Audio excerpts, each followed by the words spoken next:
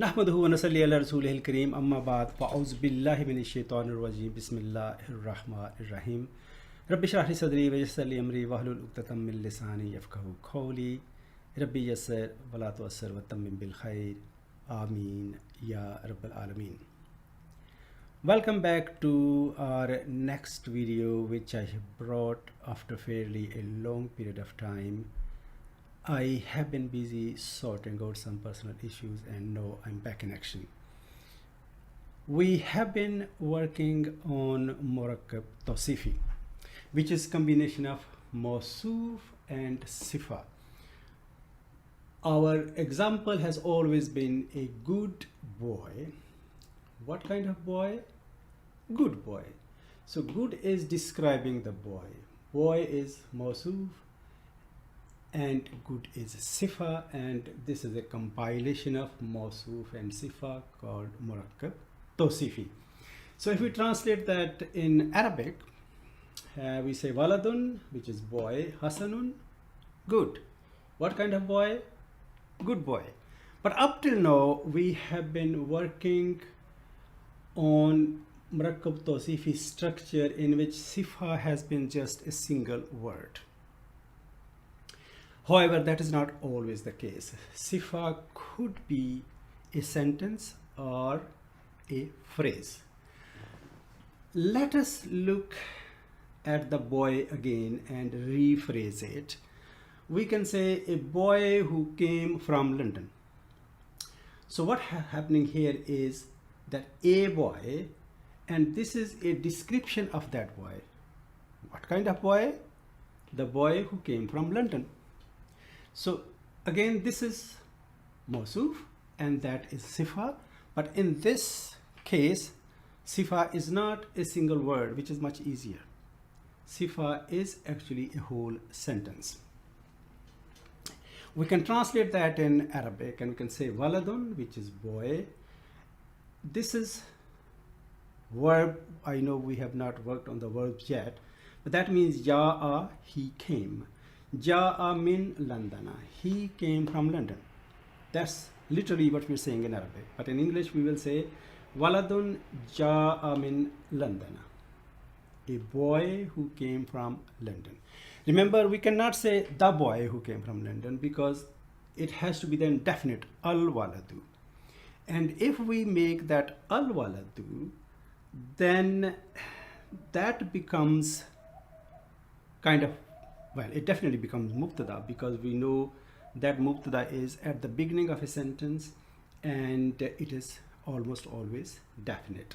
So if we say al-waladu ja'a min Londana, that becomes jumla ismiya, which will be mubtada and that will become khabar. So this has to be indefinite. So basically, the way to identify a noun in a long sentence and in a long ayah is that we look at the noun, and if indefinite noun is followed by a sentence or a phrase, and more certainly if that is followed by a verb, that would almost certainly be Sifa of that noun.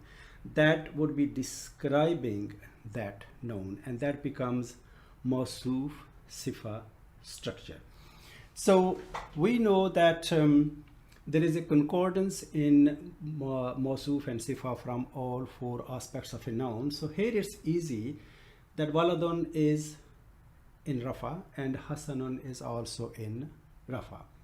Okay, here Waladun is in Rafa, but what about the I'rab of this sentence? So because Sifa has to follow Mawsuf in I'rab and other three characteristics, this has to be in the state of Rafa.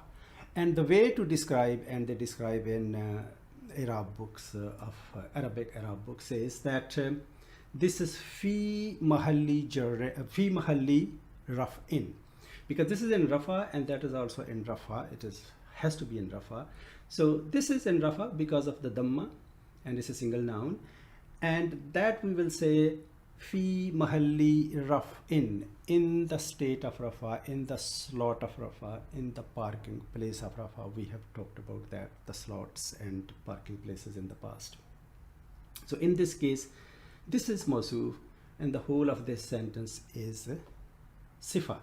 So I've written here fi mahalli raf'in. So this is in the mahal, in the place of Rafa, and that tallies with the boy being in the state of Rafa.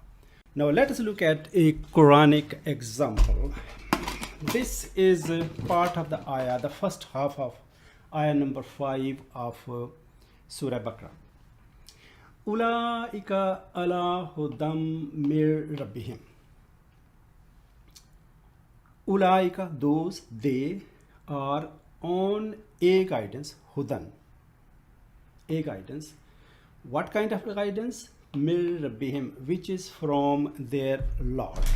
So in this case, hudan is Mawsuf and this is Sifa, because this is indefinite. So we have already identified when an indefinite noun is followed by a phrase or a sentence, it is extremely likely to be this phrase or sentence describing that noun. Another way of looking at it is that how do we know that a noun is Mawsuf and the next whatever comes after that is Sifa?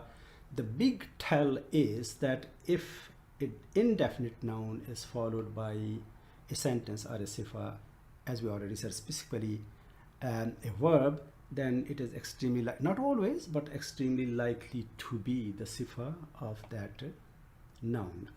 So in this case, Hudan is Mawsuf, Mir Rabbihim, which is a phrase, not a complete sentence, is Sifa of that noun. So this is describing that noun. What about the i'rab of Hudan? Hudan behaves like mabni asma. Remember, ulaika, ulaika, ulaika. It will remain ulaika in all three Arabic states. We know that already. Okay, so this noun is, it behaves like mabni. So it will be Hudan, Hudan, Hudan. The reason, how do we know that this noun is in the state of jar here is its place in the sentence, or the context will also tell us, because this noun is preceded by harf jar, ala, and harf jar is always followed by ism majroor. So this is majroor here. This is in the state of jar.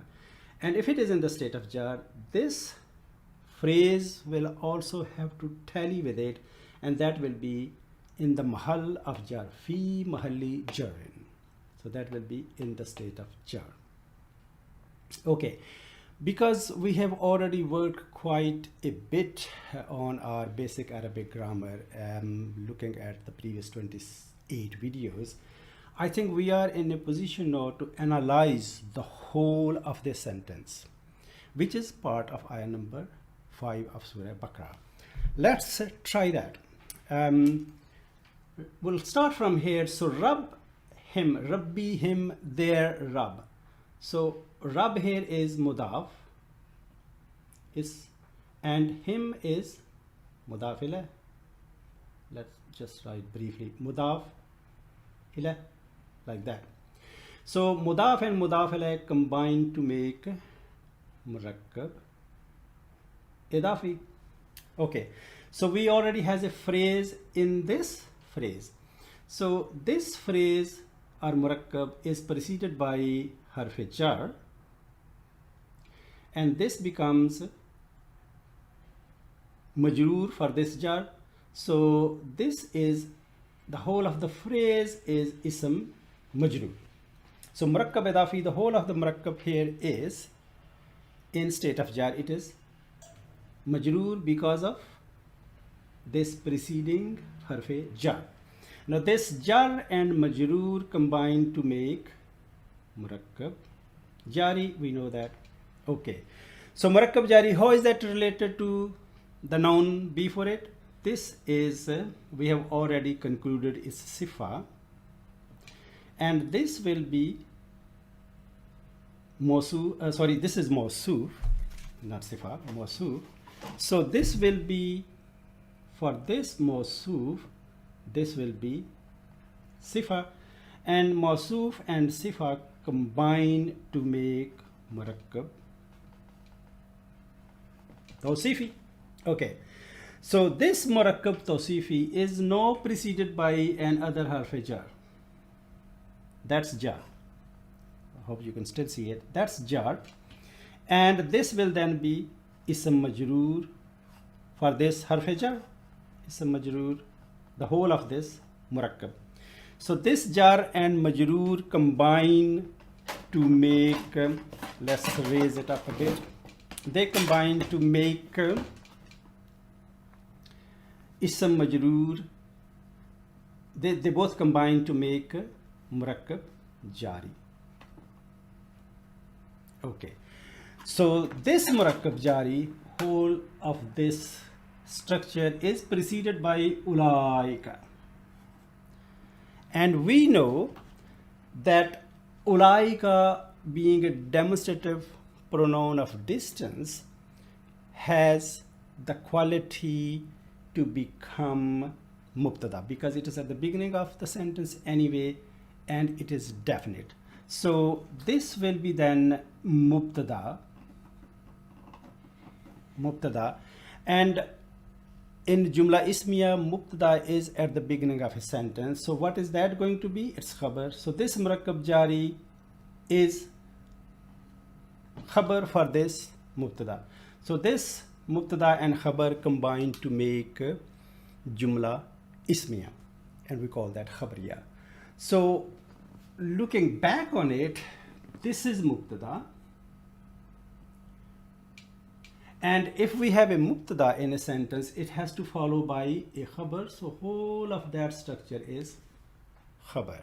So you have seen that this khabar contains more than one phrase, more than one sentence, and to become a complete jumla.